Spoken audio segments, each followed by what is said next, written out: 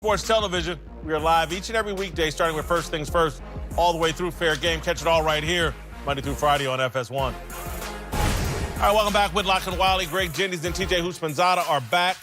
Let's return to Atlanta, where the Patriots are hard at work figuring out how to keep Tom Brady upright against the most dangerous pass rusher in the league, Aaron Donald. Bill Belichick is no stranger to great pass rushers, having coached one of the most disruptive forces in NFL history, Lawrence Taylor. But the coach isn't ready to put Donald on the same level. Aaron Donald's a great football player. I wouldn't put anybody ahead of Lawrence Taylor. Taylor's the best I've ever seen, certainly the best I've ever coached. I get his respect for Lawrence Taylor. They won Super Bowls together, and that kind of launched Belichick's career as an assistant coach.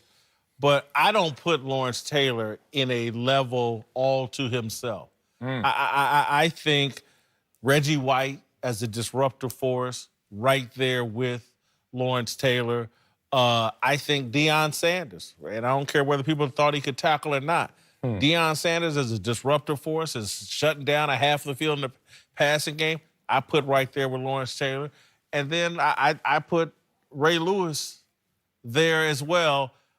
I get Bill Belichick's deal. He loves Lawrence Taylor, but he's not, to me, head and shoulders above everybody. Yeah, I think there's a tier one, and you named a lot of guys. You left one guy out. Bruce. Say his name again. Smith. Yeah, and say it how the crowd used to Bruce say. Smith. Bruce. And they said his name at the D-line position more than any other D-lineman in history because he had the most sacks, and he did it in the 3-4. So Belichick, Coach Taylor, he got intimate experience, and I'm about to go and get on my podium for Bruce Smith. Woo! He played every position on the D-line. He played in a run defense 3-4 where if you get 5 sacks, we're like, yeah.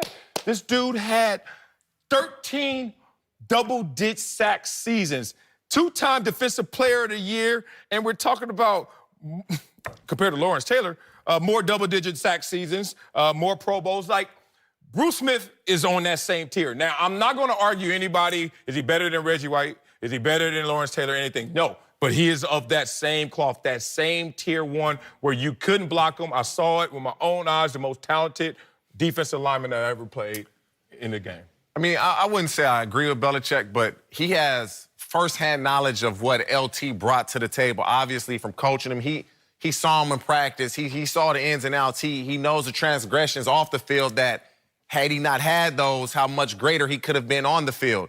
But when you start to say, oh, nobody's in that conversation, I agree with you guys. It's Mount Rushmore of defensive players, and if you say so-and-so is better, that's your opinion, but I'm with you with Deion, everybody. Deion made sports what it is as far as the flamboyance, the talking, and then he went out there and balled. Like, is what I said last week. If you say prime time or just prime, everybody knows who it is. And so, Bill Belichick, I see where you're coming from, but there's a lot of guys that are equal to Lawrence Taylor that played the game of football. Not in his eyes, and I agree with him because of his firsthand experience and my firsthand experience of Tecmo Bowl. When I knew I was gonna play defense, I need somebody to stop Bo Jackson and those guys. Lawrence Taylor was the only one that could get it done, and he did that in a video game, but it was real life. That's who he was. Yeah. He was like, there's not too many players, and I don't like to just focus on one thing, but Lawrence Taylor was born to play football. Like, that's who he is. That's what he does. And he did it at a high level. I love what he was able to do. Bill Belichick has a great point. You do too, but I like Your point, like, when he said that about Bruce Smith, I'm like, Yeah, but on Tecmo Bowl, he wasn't that special. In case you, look, now we gonna start. I ain't gonna do this, but you know, Lawrence Taylor had a little help, a little jet fuel, you know what I mean? And look, let's just be real with it. Like that horse is undefeated. Like, ain't nobody ever beat the horse. Hey, he was out there balling on the horse. Man, you can't do nothing with that. It's next level. He didn't get penalized for that. True. Okay. Listen. Real talk. Okay.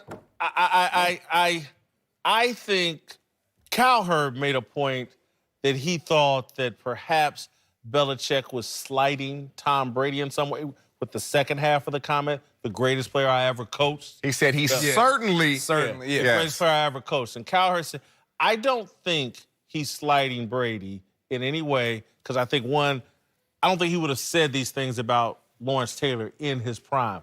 But there's something special about the person that made you. Lawrence Taylor put him on and put him into the game.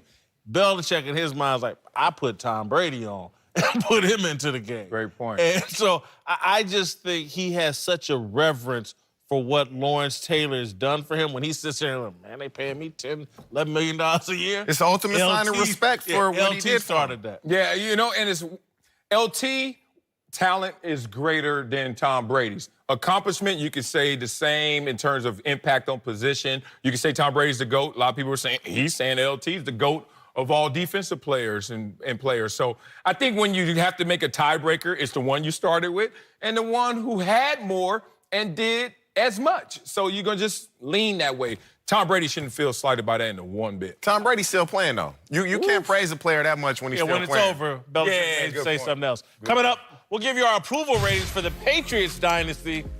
And Uncle Jimmy thinks I'm trying to turn the NFL into the NBA. That's all. I think I'm